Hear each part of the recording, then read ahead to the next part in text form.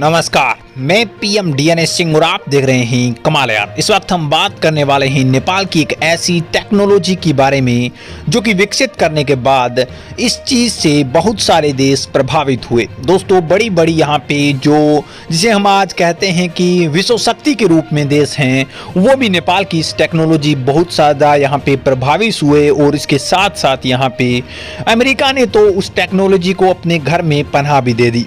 जहाँ दोस्तों नेपाल की अब ये टेक्नोलॉजी है वो अमेरिका के अंदर स्थित है। इसका क्या है रीज़न, ये भी हम जानेंगे। और इसके साथ साथ वो क्या ऐसी टेक्नोलॉजी थी जिसकी बदौलत नेपाल काफ़ी ज़्यादा फेमस भी हुआ था।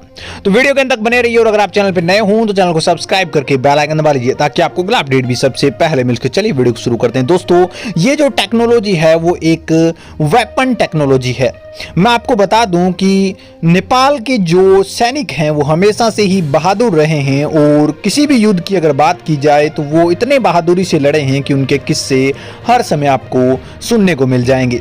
और उसी समय यहाँ पे जब ज़रूरत हो किसी ऐसी चीज़ की जिससे कि यहाँ पे युद्ध जितना आसान हो जाए या फिर उन्हें भी सपोर्ट मिले, तो इस समय यहाँ पे नेपाल ने एक टेक्नोलॉजी विकसित की। मैं आपको बता दूं दोस्तों कि ये जो टेक्नोलॉजी थी जिसका नाम था बीरा गन, और बीरा गन एक 577/450 Martin Henry calibre crank operated rapid fire gun थी, जिसे 19वीं सदी के उत्तरार्ध के यहाँ पे दौरान नेपाल में डिज़ाइन और निर्मित किया गया था। यह अमेरिकन गार्डन गन का विकास और उस पर आधारित था और यह डबल बैरल था, लेकिन बाद में जो लुईस गन के समान ओवरहेड ड्रम पत्रिका के माध्यम से चलाया जाता था। और इसके साथ साथ बीरा तोप को यहाँ पे परिचालन में कभी भी तैनात नहीं किया गया, लेकिन ये अपनी सुरक्षा की दृष्टि से सबसे ज़्यादा उत्तम क्वालिटी का गन माना जाता था।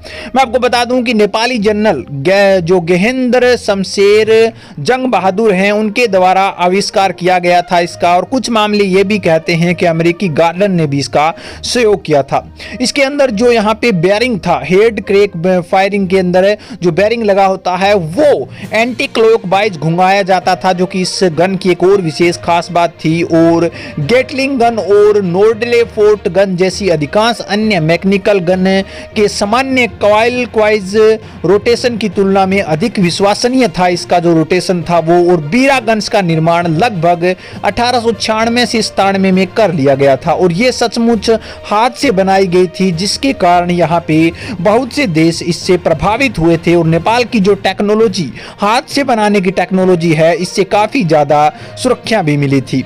इसमें एक के कुछ हिस्से दूसरे के बदले यहाँ पे जा सकते थे और इस कारण ये जो गन थी वो सुविधाजनक भी थी कि एक टाइम अगर ख़राब भी हो जाए तो इसके जो स्पेयर पार्ट्स हैं वो पास में रखकर ही बदले जा सकते हैं। वे स्पष्ट रूप से युद्ध में कभी भी नहीं उपयोग की गई, लेकिन ऐसी स्थिति ही नहीं बनी, इसलिए कहा जाता है कि इसे युद्ध में नहीं उतारा गया। लेकिन दिलचस्प बात यह है दोस्तों कि कलाकृतियाँ कितनी अच्छी थी इसकी, और ऐसे समय में बनाए गए जब मैक्सिमम जैसे यहाँ पे स्वचालित इश्तिहार या फिर मशीन गन विकसित किए जाने की बहुत भरपूर कोशिश की जा रही थी और तेजी से ये चीजें आम होती जा रही थी।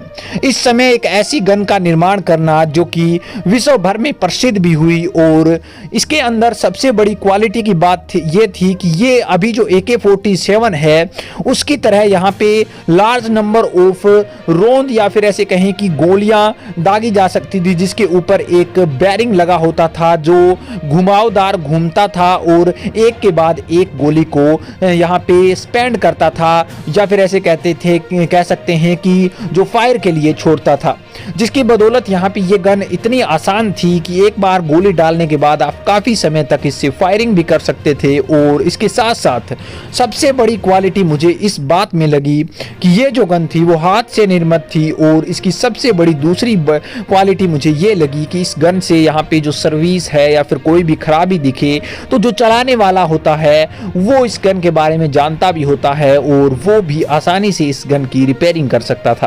दोस्तों, एक जगह से दूसरे जगह जगह ले जाने के लिए इसमें बड़े बड़े व्हील लगे हुए थे, जिसकी बदौलत यहाँ पे ये गन को एक जगह से दूसरी जगह पर ले जाने में भी काफ़ी ज़्यादा आसानी होती थी। और इससे भी बड़ी बात ये कि उस समय जिस समय नेपाल के पास कोई खास टेक्नोलॉजी थी नहीं, उसके बावजूद भी यहाँ पे अपने दिमाग से, अपने इंटेलिजेंस पावर से, अपने हाथों की कारीगरी से ही इतनी बढ़िया और इतनी सबसे अच्छी गन बना दी। और इसी से प्रभावित होकर अमेरिका ने इस गन को अपने अंडर लिया और उसके बाद अब वो अमेरिका में यहाँ पे जो म्यूजियम होता है उसके अंदर रखा गया है, जिसके ऊपर यहाँ पे वर्डिंग की गई है नेपाली भाषा में, जो कि नेपाल के लिए गौरव की बात है और हर एक नेपाली के लिए एक प्राउड की बात है।